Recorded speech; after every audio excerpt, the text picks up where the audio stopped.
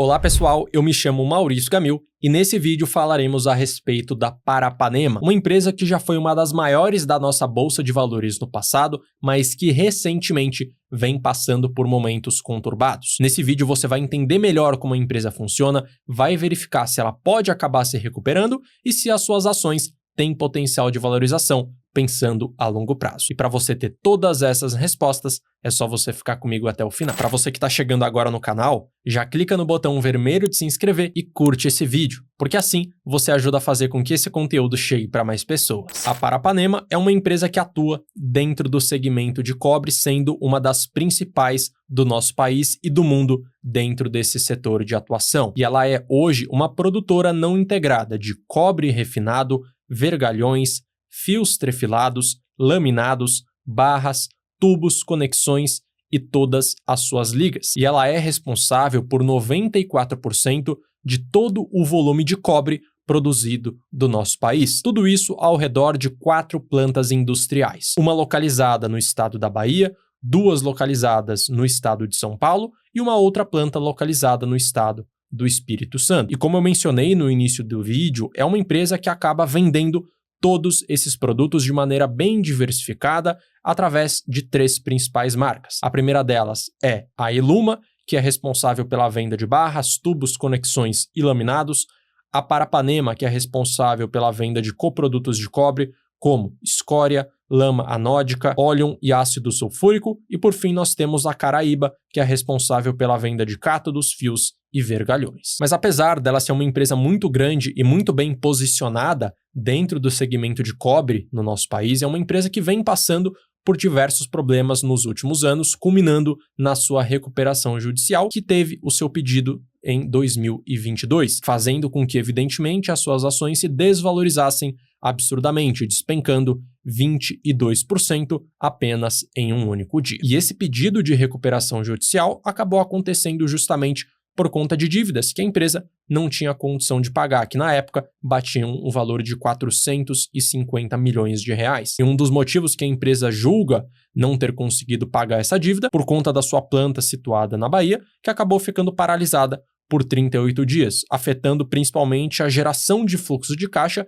e, consequentemente, na possibilidade dela conseguir pagar todas essas dívidas. E um dos planos que a empresa acabou criando para conseguir se recuperar judicialmente, para conseguir pagar todas as suas dívidas, é através do aumento de capital, que inclusive um desses aumentos acabou sendo aprovado recentemente no valor de 1 bilhão de reais. E como que vai funcionar esse aumento de capital para abater na dívida? Na prática, os credores eles vão poder converter as suas dívidas em ações ordinárias da empresa, podendo, por exemplo, vender posteriormente essas ações justamente para recuperar o dinheiro que a Parapanema não conseguiu pagar para esses credores. E como eu mencionei no início do vídeo, a Parapanema no passado foi uma das principais empresas da nossa bolsa de valores. E para você ter uma ideia, no início de 1990, a Parapanema representava 25% do índice Ibovespa, sendo maior do que na época, por exemplo, a Vale e a Petrobras. Contudo, por conta de decisões ruins por parte da gestão, a empresa acabou se afundando em dívidas, ela foi vendida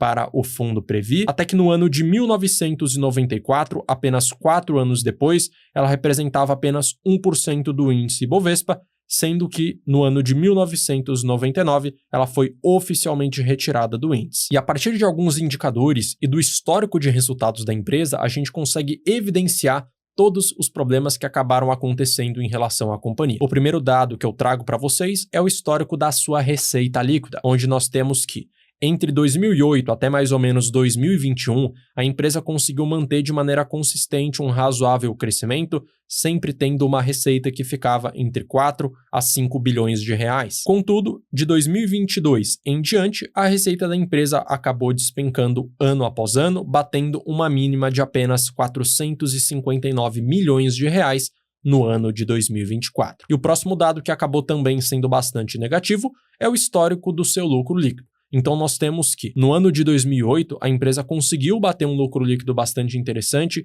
133 milhões de reais, dado esse que ficou positivo de maneira consistente até mais ou menos 2015, tendo apenas 2 momentos onde a empresa apresentou prejuízo dentro desse intervalo. Porém, de 2016 em diante, a empresa só deu prejuízo, batendo um prejuízo líquido de 2,1 bilhões de reais no ano de 2024. Para você ter uma noção da magnitude desse prejuízo, ele é 5 vezes maior do que a sua receita nesse ano em específico. Próximo dado é o histórico da margem de lucro líquido da companhia, que evidentemente acabou ficando bastante ruim também. Então nós temos que nos anos onde a empresa conseguiu ter uma margem positiva, por exemplo, em 2008, 2009, 2010, 2013, 2014 e 2015, por mais que esse dado tenha sido positivo, ainda assim foi uma margem de lucro muito pequena, batendo no teto de apenas 7,86%.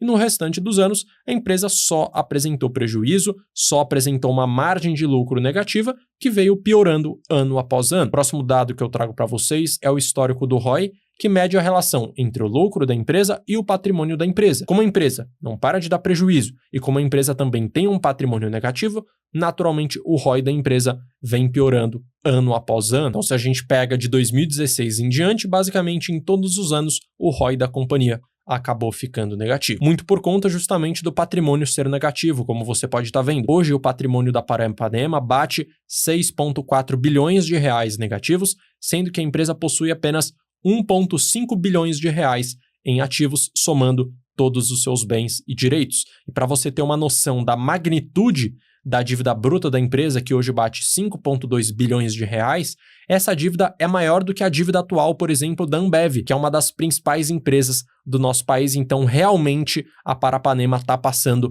por uma situação muito ruim. E aproveitando que estamos falando de investimento em ações, vale lembrar que por mais que a renda variável ofereça boas oportunidades, é fundamental você equilibrar isso com uma base sólida dentro da renda fixa. E pensando nisso, eu preparei um webinário onde eu explico de forma prática e direta como funcionam os principais produtos de renda fixa, como Tesouro Direto, CDB, LCI, LCA e debêntures. E eu também mostro como escolher boas corretoras e como diversificar os seus investimentos dentro dessa classe com total segurança e com total estratégia. Serve tanto para quem está começando agora, quanto para quem investe e quer melhorar a alocação da carteira. E o acesso ao webinário é por apenas 8 vezes de R$ 5,38 ou R$ 37 à vista. Para conhecer mais sobre como funciona esse webinário, é só você apontar a câmera para o QR Code aqui na tela ou clicar no link presente na descrição. E agora, vamos continuar com o conteúdo. Agora, considerando todos os fatos que eu te apresentei em relação à empresa, quais são os principais riscos e incertezas envolvendo o investimento na empresa? O primeiro risco, a primeira incerteza que envolve a Paranapanema é relacionado ao preço do cobre e o preço do dólar. Isso porque é uma empresa que vende um produto comoditizado, ou seja, ela não pode decidir aleatoriamente o preço do produto que ela vai vender. O preço do cobre é definido pelo mercado internacional por conta de oferta e demanda. Então, num cenário onde o preço do cobre acaba caindo muito e o dólar acaba caindo também, a empresa vai se sair prejudicada. Por outro lado, num cenário onde o cobre sobe e o dólar sobe e também a demanda por esse produto também acaba subindo, naturalmente ela vai acabar se saindo beneficiada. Porém, quando a gente olha o histórico recente, de 2020 em diante, o preço do cobre só veio subindo em dólar, mas isso não foi suficiente para que a empresa conseguisse apresentar bons resultados. Então não é só a variação do preço desses dois itens que acabam fazendo com que a empresa consiga se beneficiar. Segundo risco bastante importante de ser mencionado em relação à Paranapanema é o fato de que as suas ações têm uma liquidez muito pequena. Como a empresa só foi piorando ano após ano, os investidores acabaram perdendo o interesse pelas suas ações, fazendo com que hoje ela tenha uma liquidez média diária de apenas R$300 mil.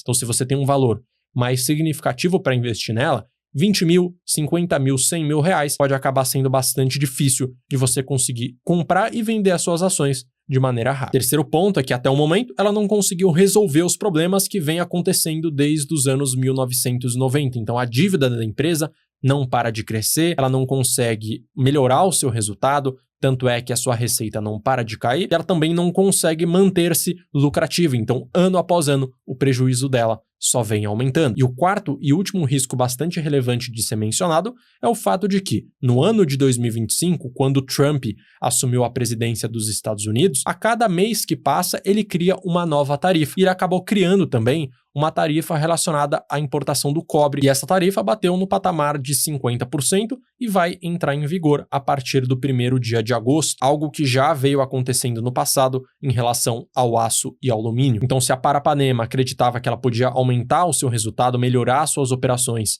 vendendo mais para os Estados Unidos, a chance disso acontecer se diminuiu bastante. E considerando todos os fatos que eu te apresentei em relação à Parapanema, será que ela é uma oportunidade? Será que existe a possibilidade dela conseguir se valorizar? E o fato é que sim, sempre existe essa possibilidade. Se ela conseguisse sair bem sucedida através desse processo de turnaround, que é quando uma empresa passa por um momento muito ruim, entra em recuperação judicial e consegue se recuperar, de fato as suas ações têm um alto potencial de valorização. Pega, por exemplo, o caso da PetroRio, que aconteceu nos últimos anos, em meados de 2015, 2016 e 2017. Hoje a PetroRio é uma das empresas mais valiosas da nossa bolsa e foi uma das que apresentou as maiores rentabilidades nesse prazo ali de 5, 10 anos. Mas a chance disso acontecer com a Parapanema é muito menor. Por quê? Porque a empresa vem passando por problemas de maneira consecutiva desde 1990. Então não é como se a empresa estivesse passando por um mau momento no curto prazo. É uma empresa que há 35 anos